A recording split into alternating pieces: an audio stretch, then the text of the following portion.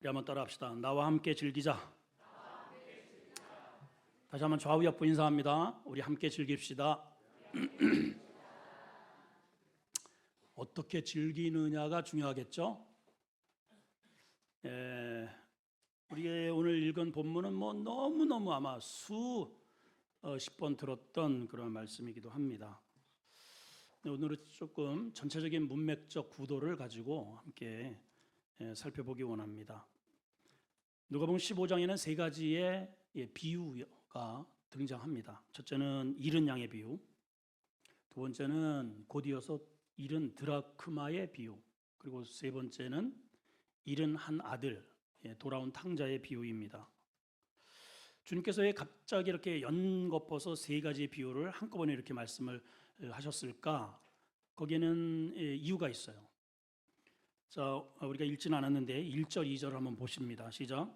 모든 세리와 죄인들이 말씀을 들으러 가까이 나오니 누가 왔어요? 세리와 죄인들, 모든 죄인들, 모든 세리들이 왔단 말이죠. 2절 시작. 바리새인과 서기관들이 원망하여 가로되 이 사람이 죄인을 영접하고 음식을 같이 먹는다라고 비난을 했다는 겁니다. 당시 세리는 유대인들에게 있어서는 매국노 취급을 당해서 그냥 창기 수준으로 이렇게 취급을 했고요. 여기 등장하는 죄인들은 어떤 특별한 죄를 지은 죄인이라기보다 당시의 사회와 문화, 율법이 만들어낸 죄인들을 뜻합니다. 예를 들면 눈이 이렇게 안 보여요. 그러면 그냥 죄인 취급을 하는 거예요. 얘보다 하나님 앞에 벌을 받았으니까 이렇게 맹인이 됐지. 이렇게요. 또 문둥병은 더더욱 말할 것도 없고, 또 이혼을 했다. 그러면 그 아픔의 애환을 위로해 주기보다는 그 죄인 취급을 하는 겁니다. 그런 죄인들이에요.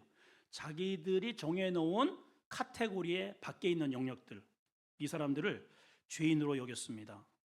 예수님은 아주 100% 유대인으로서 나셨죠. 그런 예수님이고 선지자이면서도 자기가 생각하기엔 메시아라고 하는 그분이 이러한 자기들이 여기는 창기들 같은 그러한 하층, 이러한 사람들과 함께 식사를 나누면서 교제를 한다는 것은 있을 수 없는 일입니다. 식사를 한다는 것은 나와 동등한 공동체로 받아들인다는 뜻인데 이들은 절대로 그럴 수 없는 것이죠. 자, 이러한 배경에서 예수님이 세 가지의 비유를 드신 거예요. 이 비유는 반드시 누구에 대한 의식으로 이 비유를 말씀하셨는가? 죄인을 이렇게 빗나간 시선으로 바라보면서 정죄를 하는 바리새인과 유대인들을 향한 그런 메시지겠죠. 자, 첫 번째 비유를 우리 잠시 터치를 한번 하고 넘어가겠습니다. 잃은 양의 비유가 나오는데, 자, 먼저 4절을 보실까요? 시작. 너희 중에 어느 사람이 크게 시작. 너희 중에 어느 사람이 양 100마리가 있는데 그 중에 하나를 잃으면 99마리를 들에 두고 그 잃은 것을 찾도록 찾아다니지 않겠느냐. 당시의 문화적인 그러한 삶의 터전을 그대로 주님이 채용하셔서 비유로 이렇게 사용을 하십니다. 자, 너희 가운데에 양을 100마리를 끌고 다니는데 그 중에서 한 마리를 잃었다면, 그러니까 당연히 그 잃은 99마리를 두고 한 마리를 찾아가지 않겠냐. 99대 1. 여러분 여기서 강조하는 게 뭘까요? 99마리가 강조입니까? 한 마리가 강조입니까? 그렇죠. 그 하나, 잃은 하나에 초점이 있어요. 그 하나를 찾아다니지 않겠느냐. 양은 10m 이상을 못 본대요. 그리고 생명입니다. 그래서 그러면 어떻게 주인을 따라다니느냐? 목소리에 인식을 한다는 거죠. 그래서 양을 사오거나 새로 낳은 새끼를 나를 따라다니도록 내 양을 만드는 그런 과정을 보면 실질적으로 유대인의 그 문화 속에 그러한 훈련법이 있습니다. 일단 군기인데요. 군기가 그러면 이 양이 굉장히 이렇게 아주 온순하고 순한 것 같죠? 우리가 보기에 아닙니다. 성질이 지랄 같아요, 아주 그냥. 조금만 배가 고프면 난리를 친다는 거야, 막 그냥. 막 소리를 지르고 막 들이받고 그래요. 저도 그 저 대관령 쪽에 그 양 우리가 생각하는 깨끗하고 그냥 포당포당하고 이런 거 생각하죠. 더러. 진짜. 어쨌든 양은 이제 이렇게 생명에다가 멀리는 못 봐요. 보호 본능도 없습니다. 철저하게 목자가 지켜줘야 되는 거죠. 그래서 주는 나의 목자이시다. 그런 의미가 거기서 나온 거예요. 자, 그럼 이제 굶기면 난리가 치죠. 그러면 조금 준대요. 이렇게 조금. 그럼 이제 그게 배가 안 차잖아요. 그리고 또 한동안 2, 3일 정도를 굶겨버려요. 그러면 뭐 난리를 이제 칠 때 정말 아주 그냥 꼴딱꼴딱 넘어갈 정도로 할 때에 얘들아 하고 자기의 소리를 인식하면서 먹이를 줄 때 그 소리를 절대로 잊지 않는다는 거죠. 그래서 이제 유대인들은 키부츠에 공동 이렇게 목양을 합니다. 그래서 이제 다들 바쁘니까 그 두세 명이 번갈아 가면서 관리를 하면서 이렇게 이제 양을 이렇게 먹이다가 저녁이 되면은 각 자기의 주인들이 와가지고 이제 전박아, 개똥아 부르면은 매 해가지고 그 목소리를 따라간다는 거죠. 근데 와야 할 그 전박이가 안 보이네요. 그럼 어떻게 하는가? 주인은 이 99마리를 다른 목동에게 맡기고 찾아 나선다는 겁니다. 오늘 포커스가 이거예요. 찾아다닌다. 언제까지? 찾을 때까지.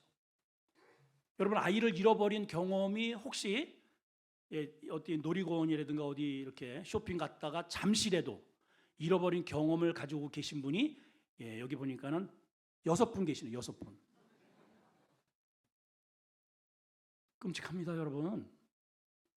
저는 그 예전에 이제 퇴근길에 아이를 잃어버린 엄마 같아요. 막 그냥 보니까 맨발이에요, 맨발. 그냥 창피한 것도 없어. 반바지에다가 뭐 그냥 이 눈이 그냥 제정신이 아니야. 막 거의 막 얼굴은 막 상기된 데다가 눈물 범벅에다가 소리 지면서 막 이렇게 뛰어가는데 이제 나중에 그 뭐 강릉이니까는 동네가 좁아서 금방 뉴스가 나옵니다.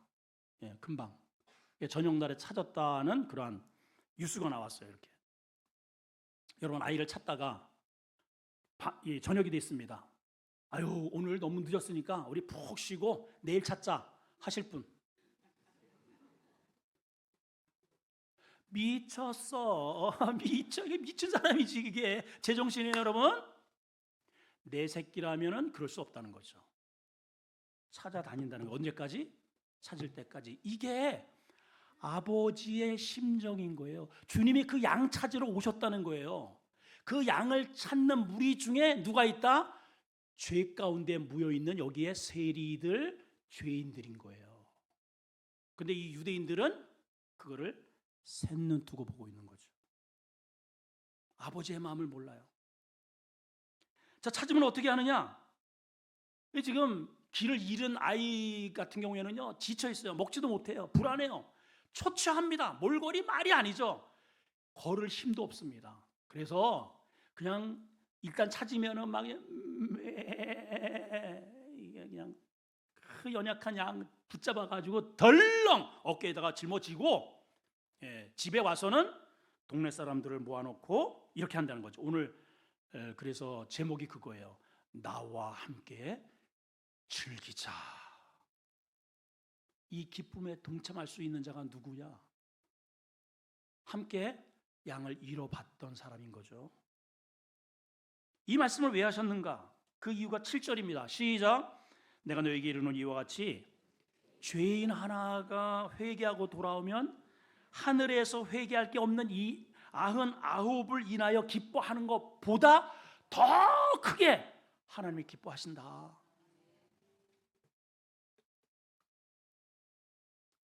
자, 우리가 여기에서 99대 이 1이라고 하는 개념은, 이 1은 99라고 하는 숫자에 비해서 미미하다는 거예요. 잊혀진 존재예요. 이 99를 바라보는 양무리는 아니 위험한데 그 왜가 여기를 지켜야지 이래요. 세상은 죄 가운데에서 쓸려간 그 사람을 기억하지 않아요. 망한 사람을 기억하지 않아요. 나고자를 기억하지 않아요. 항상 이 무리중에 있는 1등을 기억을 해요. 우리가 이럴 수 있습니다. 나 같은 존재 누가 기억을 해줄까? 공부도 못했고 돈도 편변히 못 벌고 내가 하나 사라진다고 누가 눈 하나 깜짝할까? 우리가 실패의 현장에, 나고자의 현장에서 항상 우리는 이런 생각을 가질 때가 있어요. 그래서 많은 사람들이 어려움과 고난이 오면 항상 벼랑 끝에 항상 서본대요. 그리고 희한하게 꼭 거기에다가 신발을 꼭 이렇게 벗어놔. 희한하죠? 아니 그냥 내리지 왜 꼭 신발을 여기에다가 이렇게 할까? 이게 죽어서라도 내가 사람들에게 기억되기를 바라는 인간의 내면의 애환이라는 거죠. 내가 돈 떨어지고 버림받고 힘들고 누구에게도 쓸모없는 나고자 인생이 되면 그때 가장 바라는 것이 죽음을 통해서라도 내 이름이 기억되기를 바라는 마음으로 신발을 거기다 벗어놓는다는 거예요. 여러분, 이런 양은 그래요. 하나는 미미해요. 누가 기억해 주질 않을 것 같아요. 그런데 하나님은 지금 이 메시지가 무엇을 상징하느냐? 우리 주님께서 하늘에 그 어마어마한 이 99마리 같은 많은 천군 천사와 성도들을 다 놔두고 죄악의 세상에서 잃어버리고 쓸려가는 나 한 사람을 찾으러 여기까지 오셨다는 뜻입니다. 그 양을 찾고 어깨에 메고 돌아가야 비로소 하나님의 나라의 기쁨이 완성된다는 뜻이에요. 여러분 혹시 주변에서 내가 잊혀진 존재로 기억된다고 생각을 하시나요? 아닙니다, 여러분. 우리의 목자이신 아버지는 여러분들을 단 한순간도 잊은 적이 없어요. 한순간도. 저도 이렇게 새가족이 이렇게 오고 성도들이 오다가 누군가가 안 보이잖아요. 그럼 여기 있는 성도들이 안 보여. 왜 안 나오지 그분은? 왜 안 나올까? 이게 목자의 마음이라는 거죠. 여러분들 기억하시나요? 우리 교회 나오다가 누군가 안 나오고 있습니다. 여러분 기억하십니까? 전에 우리 교회에서 실제로 제가 이런 얘기를 들었습니다. 목사님 왜 새가족에만 그렇게 이렇게 관심이 많으세요? 거기는 가셔가지고 막 관심, 전화도 하시고 밥도 사주시는데 우리도 좀 사주세요. 어떤 장로님이 저한테 그럽니다. 그래서 제가 이랬어요. 장로님 저한테 밥을 사달라고 하지 말고 장로님이 저도 좀 사주시고 그런 새가족에게 좀 사줘봐요 라는 말이 여기까지 나왔지만은 속으로 삼키고 어린애 같죠, 여러분. 그게 오늘 여기에 등장하는 탕자형 탱자입니다. 탱자 하잖아요. 자, 그러면서 이른 드라크마의 이야기가 나오고 돌아온 탕자의 비유가 연속해서 내용은 같아요. 비유라고 하는 것은 단수예요, 단수. 그런데 세 가지의 비유예요. 이 의미가 똑같다는 뜻입니다. 이른 드라크마는 우리가 잠깐 이제 좀 살짝 이렇게 넘어가면 여기에서도 10개 가운데 하나를 잃어버렸어요. 이 드라크마는 우리식으로 본다면은 결혼 반지 같은 그런 역할을 해요. 신랑이 드라크마를 이렇게 여러 개를 이렇게 주면은 그거를 꾀해서 목에 걸던 여기에 머리에 해서 사랑의 증표로 그걸 가지고 다니는 겁니다. 근데 그 증표를 잃어버렸다. 큰일 나는 거죠. 이 여인에게. 이거는 남편의 애증물입니다. 새벽에도 아까 일부 시간에도 좀 저의 이야기를 좀 했는데 제가 신혼 때 또 전도사 때이기도 합니다. 결혼 반지를 이렇게 증표로 이제 끼고 다녔단 말이에요. 그래서 우리 아이들을 데리고 개울가에 여름 수련회를 떠났습니다. 모래사장이 전부 다 모래밭. 뭐 난리치고 제가 또 얼마나 장난을 좋아합니까? 막 집어 던지고 막 물싸움하고 막 신나게 하는데 뭐가 손이 허전한 거야. 보니까 내 결혼 반지 어디로 갔나? 어디로 가? 안만 찾아도 없어요. 그래서 여기 모래사장이잖아. 딱 결혼 반지가 잊어버렸다고 생각하니까는 흥이 완전히 깨져버립니다. 자 앞이 캄캄해요. 이 집에 어떻게 들어갈까? 우리 색시를 잊어버린 것 같아. 그런 충격이 오더라고요. 그래서 제가 이렇게 건너편에 보니까 이렇게 바위가 있더라고요. 바위에 올라가 가지고 거기 캠핑 온 사람이 여러 사람들 다 있어요. 근데 창피한 게 어디 있어? 가가지고 얘들아! 그때는 지금보다 더 이제 젊었을 때니까 소리가 더 컸을 거 아니에요. 그냥 하발통만하게 그냥 소리를 질렀죠. 그냥 막. 그랬더니 다 저를 쳐다봐요. 전도사님이 결혼 반지 잊어버렸어. 그러니까 애들이 표정이 이래요. 그래서 어쩌라고요? 아니 여기다 모래사장인데 잊어먹고서 이걸 어떻게 하란 말이에요? 이런 표정이야 다들. 그들이 조금 있다 저들끼리 또 놀고 난리가 날 거야. 나는 거기에 털썩 주저물러 앉았지. 근데 그 가운데 어떤 자매가요 기도를 했다는 거예요. 하나님, 전도사님이 결혼 반지를 잊어버렸대요. 제 눈을 열어서 보게 해주세요. 참 무모해도 그런 무모한 세상에 기도를 다 하네. 그래서 이렇게 그냥 하는 거예요. 애들은 다 장난하고 하는데 버글버글 뭔 소리지도 몰라. 참 시끄럽고 깔깔거리고 막 하는데 그 중에서 한 소리가 제 귀를 땅 때립니다. 찾았다. 이 소리가 들리는 거예요. 이렇게 봤더니 제가 이제 에이 그랬죠. 제가 에이 설마 그랬더니 옆에 가는 어떤 자매가 진짜네. 그걸 같이 본 거예요. 그걸 집어 올리더라고요. 얼마나 기쁘던지. 그게 이 말이에요. 이 말. 사람들은 관심도 없어요. 그걸 어디서 찾네요. 근데 이 전도서의 마음을 가지고 기도했던 그 여인이 그런 집중력을 발휘하니까 하나님께서 눈을 열어서 찾아오게 하시더라는 거죠. 여러분, 누가 이런 양을 찾을까요? 아버지의 마음을 가진 자가 우리 가정이 잃어버린 양을 어깨에 메고 오는 거요. 아버지의 마음을 가진 자가 우리 교회를 다니다가 떠난 자들, 지금 시험 든 자들, 어려움이 있는 자들, 그들에게 전화를 하고 메고 오는 것이죠. 우리 교회에 이런 역사가 이루어지기를 축복합니다. 그래야 됩니다. 내가 가르치는 내가 교사임에도 불구하고 애가 오는지 마는지, 내가 목장장임에도 불구하고 우리 목장 가운데에 교인이 왔는지 안 왔는지, 출석을 하는지 안 하는지 한 달, 두 달째 이렇게 무심하면 안 되겠죠. 그러면서 오늘 탕자의 비유가 세 번째로 열어지고 있습니다. 여기 등장인물이 몇 명 등장합니다. 아버지, 또 하나는 큰아들과 둘째 아들. 여기 아버지는 당연히 하나님 아버지를 상징적으로 이야기를 하겠죠. 큰아들은 한마디로 성실맨입니다. FM. 둘째는 저랑 조금 비슷해요.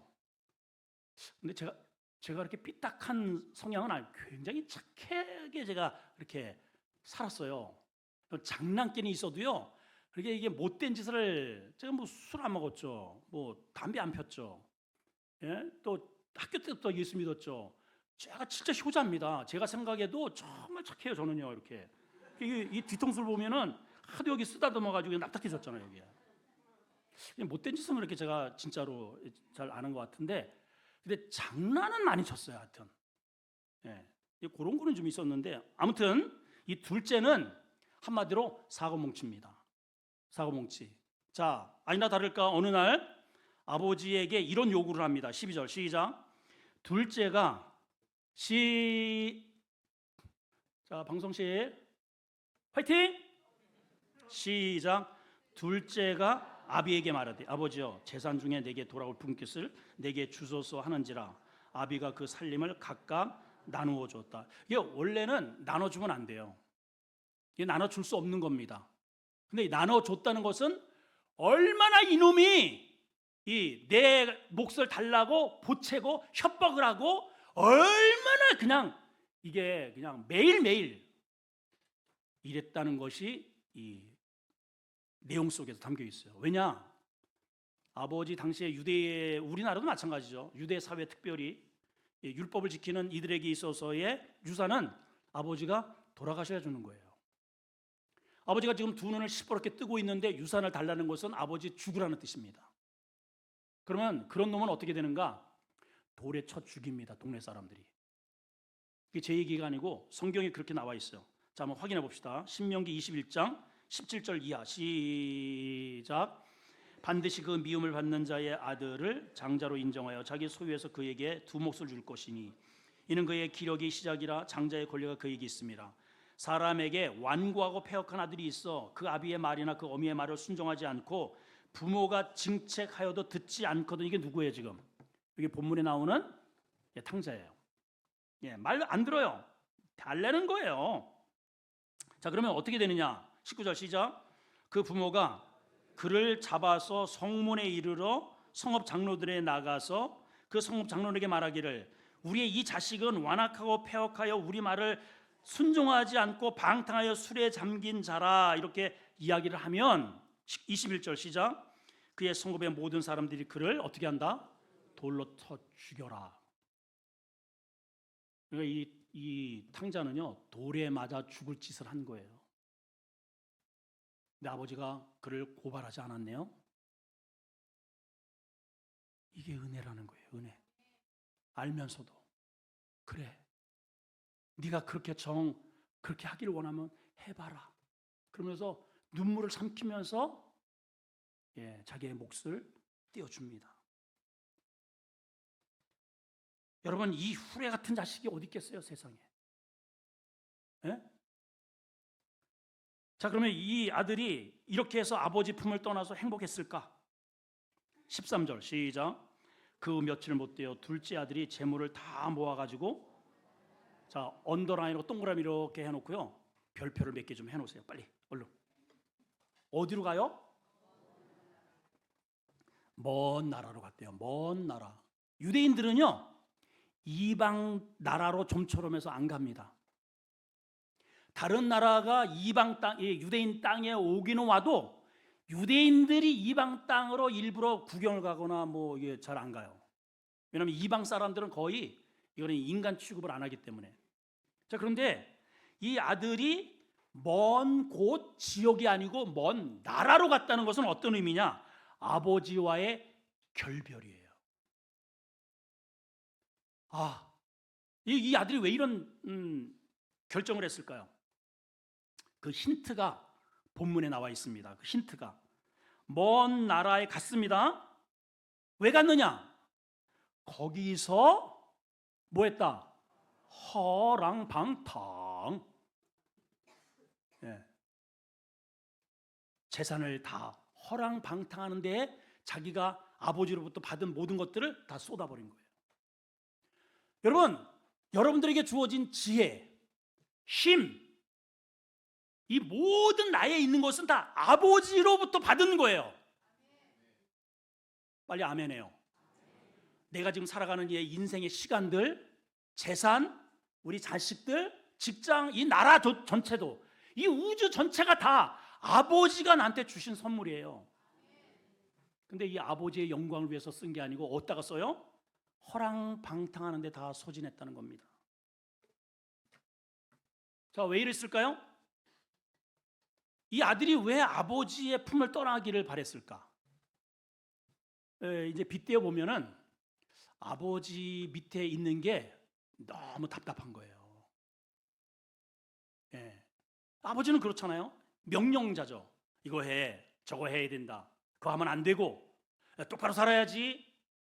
너무 답답해. 근데 저 먼 나라의 이야기를 들어보니까 거기는 자유롭다는 거예요. 아버지랑 맞담배를 피고요, 술도 같이 대작을 하고요. 이렇게 산대네요. 노래방도 있고 노름도 하고 즐기고 나이트 클럽도 있고 이게 찌르는 거 있잖아요. 이런 것도 있고 여기서 그거 했다가는 작살됐으네. 자, 그러니까 내 마음 가운데 이 아들 마음 가운데 동경하는 나라가 저 나라예요. 저 나라.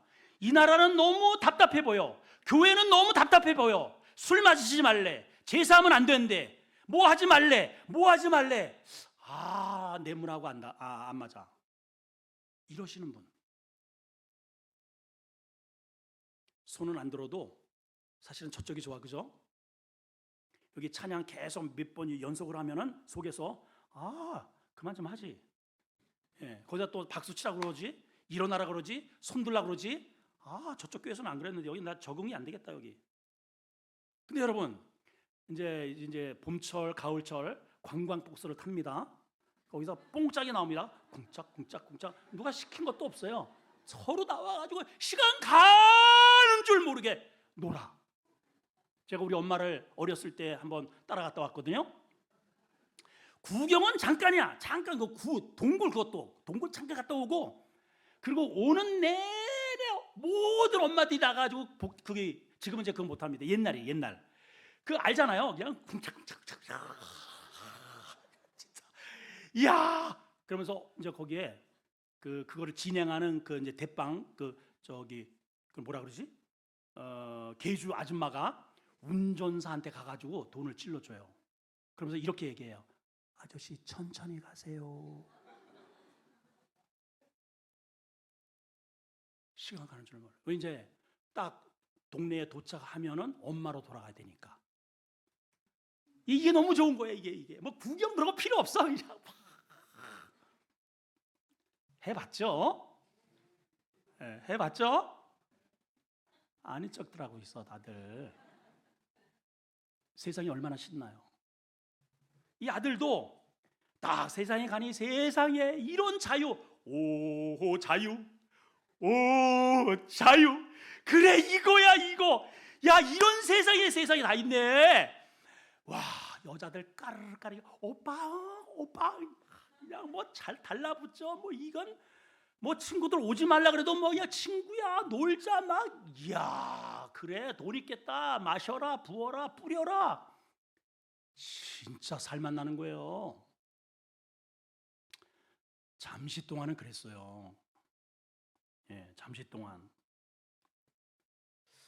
그런데 13절 그 앞에 뭐라고 되어 있냐면은 그 후 몇 년이 못 되어도 안 해요. 몇 달도 안 해요. 여러분 돈은 모으기는 쉬운데 한번 물고기 열면은 순식간에 빠져나간다. 삽시간에 사라지는 거예요. 며칠이 못 돼요. 재물을 멀리로 가가지고 그 재산을 며칠 만에 다 허비했대네요. 14절 시작. 다 없이 한 후에 그 나라에 흉년이 옵니다. 이건 어떤 의미냐? 흉년이 올 수도 있고 안 올 수도 있죠. 그런 얘기가 아니고요. 아버지를 떠나면 기근이 찾아온다는 뜻이에요. 여러분 내가 하나님을 떠나고 믿음을 떠나면 내 멋대로 잘 먹고 잘 살 것 같지만 천만의 말씀입니다.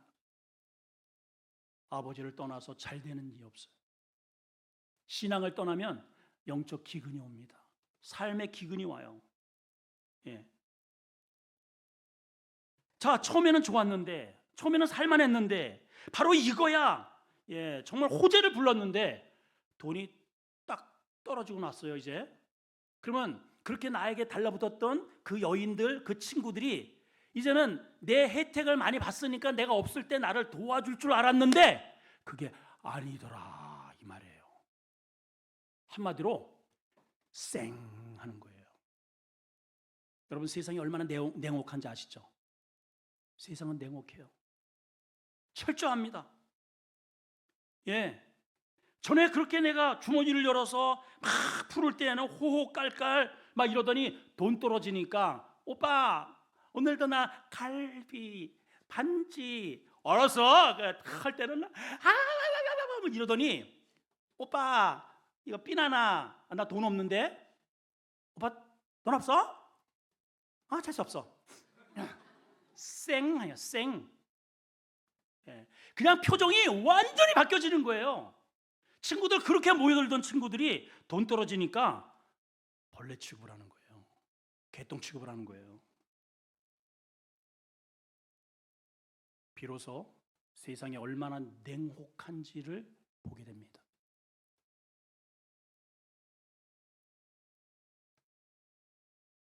자, 15절 한번 읽어볼까요? 거기에 그런 내용이 나와요. 시작.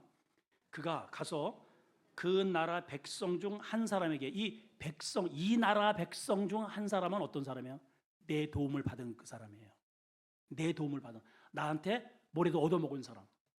그래서 그 사람에게 도움을 받아서 내가 베풀었으니 나에게 이 어려울 때 나를 도와줄 줄 알았어요.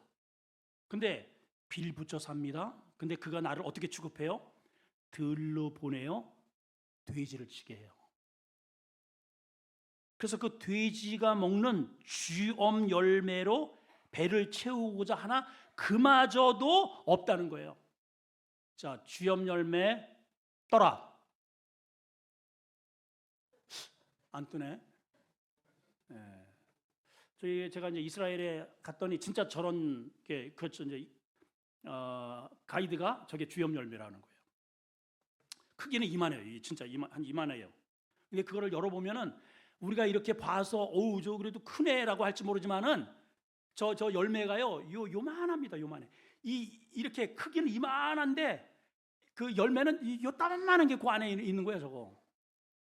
그래서 돼지 먹는데 그조차도 뭐하다? 없더라. 이러한 기근이 왔을 때에 세상의 민낯을 볼 때에 드디어 이 탕자가 기억되는 세 글자가 떠오릅니다. 무엇일까요? 아버지. 아버지가 기억나는 거예요. 전에는 내 인생의 아버지를 지우고 싶었어요.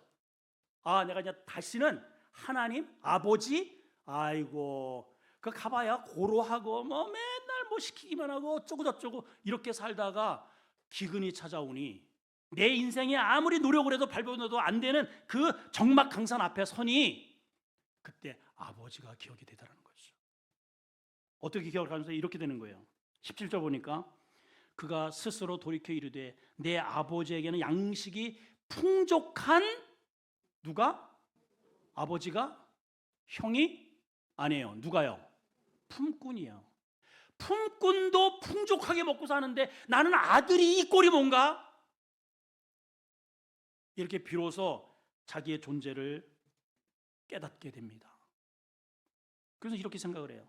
내가 전에는 당당하게 아버지의 몫을 아버지를 아버지로 여기지도 않고 당신은 죽어도 싸니 내 몫을 내놓으라고 그렇게 뻥뻥 큰 소리를 쳤는데 이제 보니 그 아버지가 얼마나 귀한 존재였던가를 아는 거죠.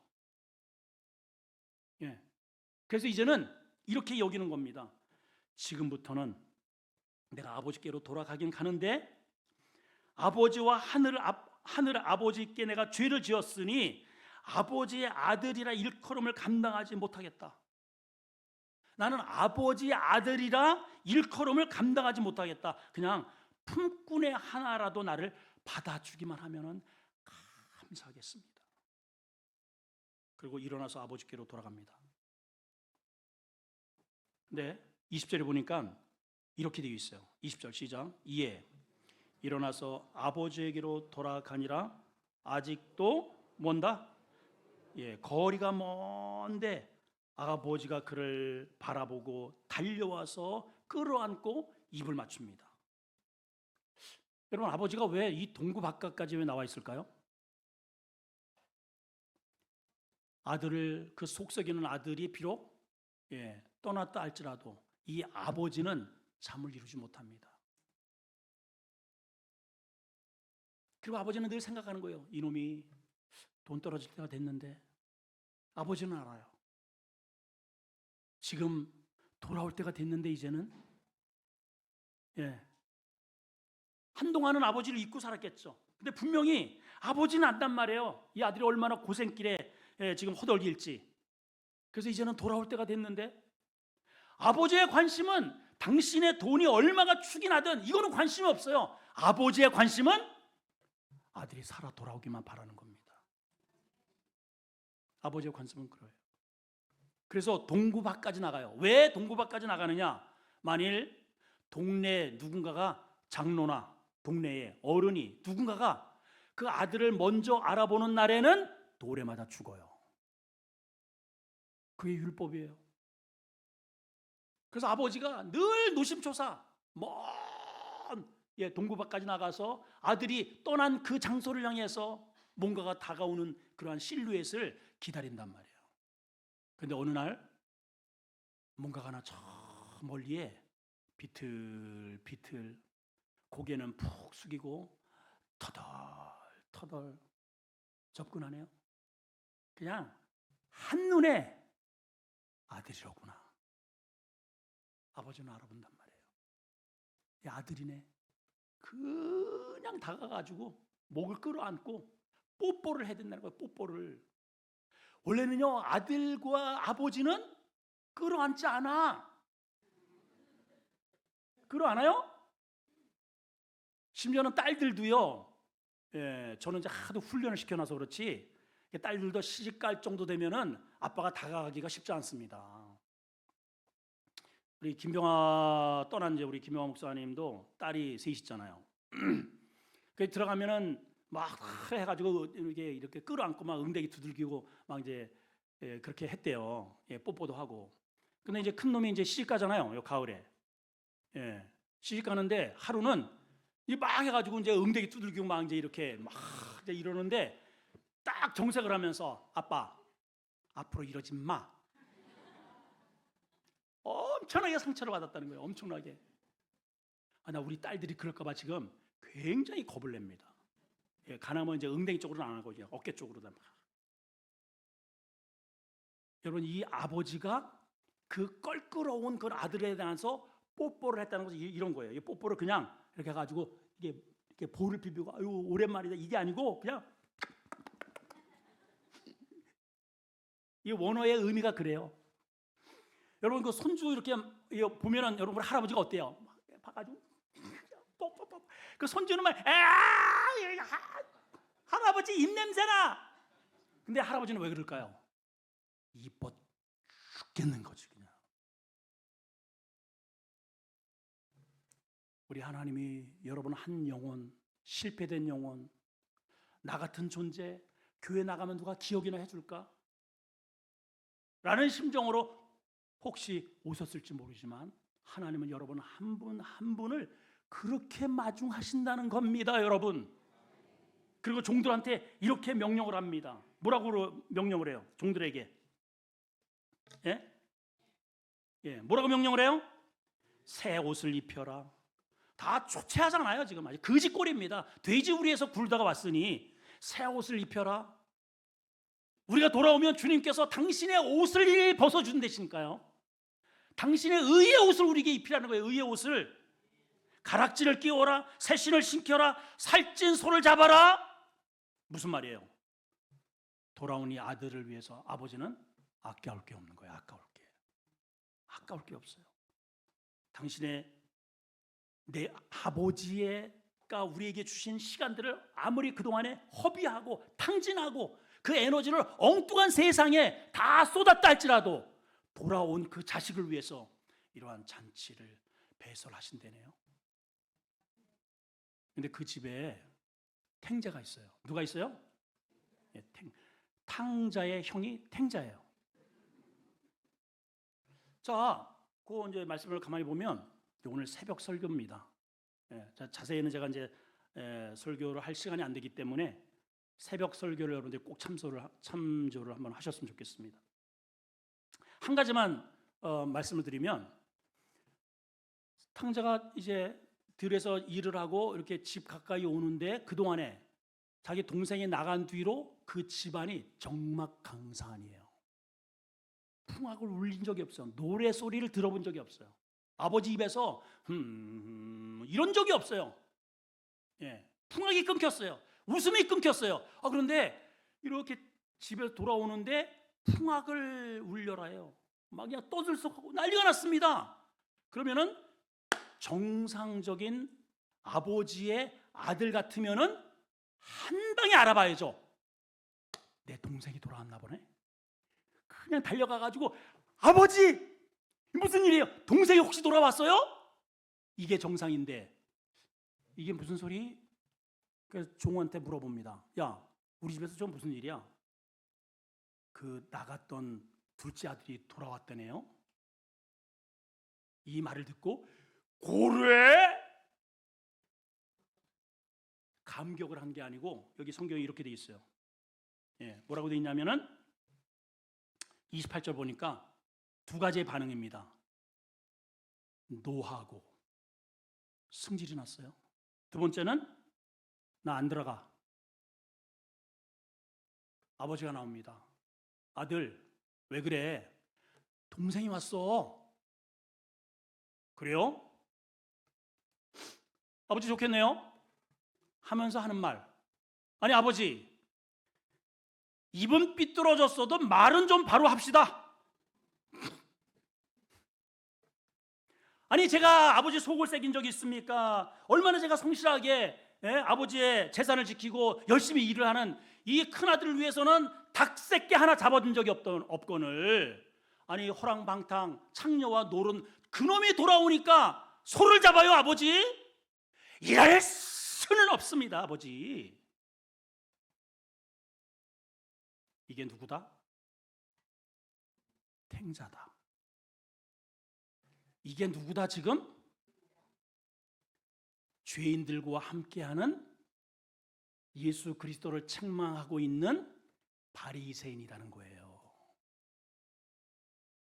이해가 되세요? 그들은 장자예요. 오랫동안 오랜 세월 이스라엘 공동체의 믿음을 지켜온 자예요. 우리 교회로 말하면은 3대 5대의 믿음 신앙을 가지고 장로가 되고 권사가 된 사람입니다. 그러면 새가족들을 이렇게 돌아온 사람들을 먼저 맨발로 뛰어나가 가지고 마중을 하고 맞아들이는 게 정상이거늘 그렇지 않다는 거죠. 왜 목사님은 저 새가족들만 저렇게 웃어주고 우리한테는 이렇게 개똥 취급하듯이? 그래서 작은 일에 삐져요. 시험 들어요. 승질이 나 있어요. 가장 기뻐해야 할 사람들이, 가장 먼저 되는 사람들이 가장 기쁘고 즐거워야 하는데 마음속에 뭔가 응어리가 져 있어가지고 승질나서 이 앉아 있어요. 이런 얘기 아니겠어요? 왜 그럴까요 여러분? 관점의 차이입니다. 자, 아버지가 이런 얘기를 합니다. 31절 보니까 시작. 아버지가 이르되, 이 큰아들이 놓친 게 있어요. 놓친 게. 아버지가 뭐라고 얘기합니까? 예. 자, 읽어요. 31절 시작. 예. 아버지가 이르되, 예, 너는 항상 나와 함께 있지 않니? 아들은 이게 얼마나 축복인 줄을 몰라요. 여러분, 우리가 항상 이렇게 예배 드릴 수 있는 이 자리에 내가 있다는 게 이게 얼마나 복인 줄을 우리가 잘 모른단 말이에요. 여러분, 이 믿음 자리에 매주마다 이렇게 오는 게 이게 복이라고 여기는 사람 손 좀 들어봐봐요. 다 들죠? 다 들어요. 근데 개중에 그렇지 않을 수도 있단 말이죠. 그렇지 않을 수도 있어요. 여러분, 이 세계에 200여 국가가 더 되잖아요. 이 세계의 많은 국가들 가운데 마음 놓고 이렇게 아버지를 부르짖고 찾고 전도할 수 있는 나라는 몇 개 되지 않아요, 실제로.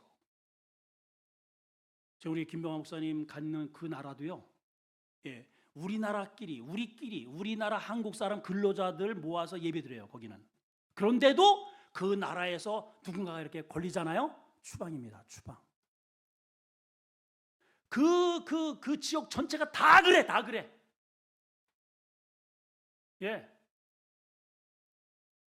유럽의 대부분의 나라가 전부 모슬렘이에요, 모슬렘. 불교국, 인도, 파키스탄, 뭐 이런 데 여보세요. 어디예요? 우랑바리 따라박. 뭐 하여튼 하여튼 소아시아 지역 대부분의 나라가 다 불교야, 다 불교. 싱가포르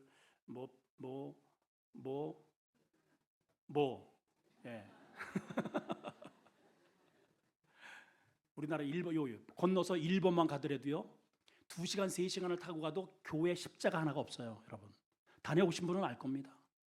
여기 북한은 어때요? 십자가가커녕 성경만 발견되었다면은 몰살입니다. 몰살.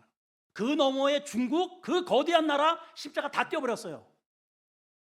거의 99.99%의 선교사들이 다 추방되어 있습니다. 우리는 어때요? 성경을 들고 나가가지고 예수 믿으시오 한다고 누가 순사가 잡아가요. 찬양을 부른다고 손을 든다고 누가 잡아가요. 근데 이 감격, 이 엄청난 은혜를 매일같이 우리는 아버지 마당에서 놀면서 우리는 맨날 주댕이가 나와 있어. 감사가 없어요. 불평으로 가득 차 있어요. 그 얘기 아닌가요, 여러분? 북한에서 넘어온 사람들 얘기를 들어보면 예배 한번 드리기 위해서 2시간 배를 타고 동해바다로 나가서 예배 드리고 온대요. 그들은 거기 가서 눈물로 예배를 드리고 찬양하고 와요. 산 그냥 골짜기 올라가가지고 거기서 조용하게 거기서 찬양하고 예배 드리고 내려온대요. 여기 예배 드리기 위해서 7버선 올라갑니까 우리가? 동해바다라고 가요? 서해바다라고 가요? 여기 엎어지면은 배꼽이다. 우리는 이런 데에 살고 있어요. 그런데도 이 감격, 이 은혜를 우리가 놓치고 있단 말이죠. 또 한 가지 아버지가 이런 얘기를 합니다. 내 것이 다 내 것이야. 내 것이 다 내 것이야. 이놈은 그동안에 어떻게 살아온지 너 다 알다니. 주염 열매 돼지처럼 살다 왔어. 그 돌아온 이 영혼에 대해서 내가 동생으로 여기면은 이제 그렇게 굶주리다가 와서 내가 아버지가 기뻐서 송아지 한 마리 잡은들 그게 그렇게 배가 아프니? 그렇게 배가 아파?